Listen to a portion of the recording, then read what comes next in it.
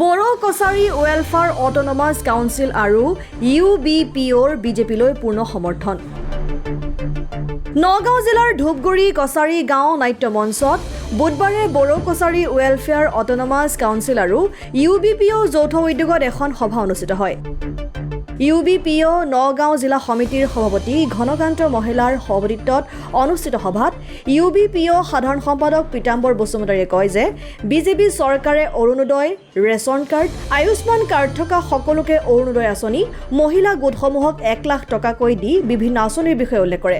লগতে 9 নং লোকসভা সমষ্টিৰ বিজেপি দলৰ প্ৰাৰ্থী সুৰেশ বৰাক ভোট দি জয়ী কৰাবলৈ সভাত উপস্থিত ৰাইজক আহ্বান জনায়।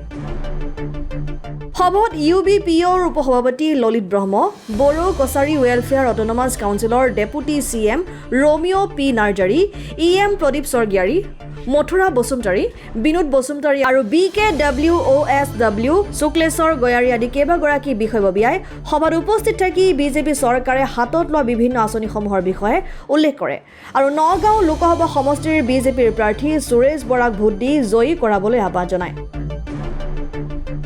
সভাত প্ৰায় 5 শতাধিক লোক উপস্থিত থাকি বিজেপিলৈ মুকলি তথা পূৰ্ণ সমৰ্থন আগবঢ়ায়।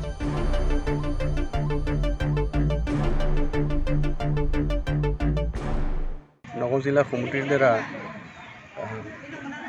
এখনি সভা আজি আহ্বান কৰা হয়।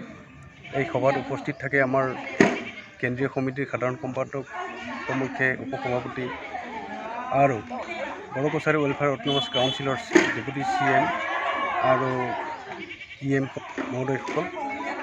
আজি আমাৰ এই সভাত বিজেপি চৰকাৰকে এই লোকসভা ইলেকশ্যনৰ যিটো ভোট আমি ভোট প্ৰদান কৰিম বুলি আমি সকলোৱে একেমুখে আমি সমৰ্থন আগবঢ়াইছোঁ। তেওঁ উদ্দেশ্য হ'ল, কাৰণটো হ'ল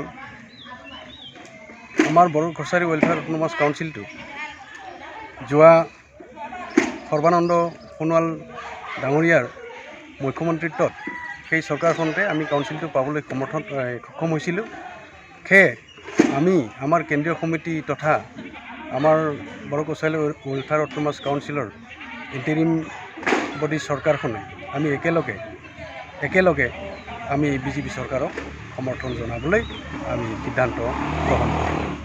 সেয়ে আমি যিটো গম পাইছোঁ এতিয়া 5টা সমষ্টিত লোকসভা ইলেকশ্যন হৈ গ'ল। এই 5টা সমষ্টিত নিশ্চয় তো বিজেপি MP নিশ্চয় জয়ী হ'ব আৰু আমি সেই 5টা সমষ্টিটো পূৰ্ণ সমৰ্থন বড়ো কছাৰী ৱেলফেয়াৰ অট'নমাছৰ অধীনত তথা ইউনাইটেড বড়ো পিপল অৰ্গেনাইজেশ্যনৰ আমাৰ যিসকল কৰ্মকৰ্তা সকলোৱে আমি সমৰ্থন জনাইছোঁ আৰু বাকী যিখিনি দ্বিতীয় পৰ্যায়ত থাকি গ'ল তাতো আমি পূৰ্ণ সমৰ্থন জনাম। আৰু এই সমষ্টিটো আমি এতিয়া বৰ্তমান ধিং সমষ্টিত আছোঁ। নগাঁও লোকসভা সমষ্টি 26 তাৰিখে আমাৰ ইলেকশ্যনটো হ'ব। আমি সকলোৱে ইয়াতে পূৰ্ণ সমৰ্থন কৰি ভোট প্ৰদান কৰিম।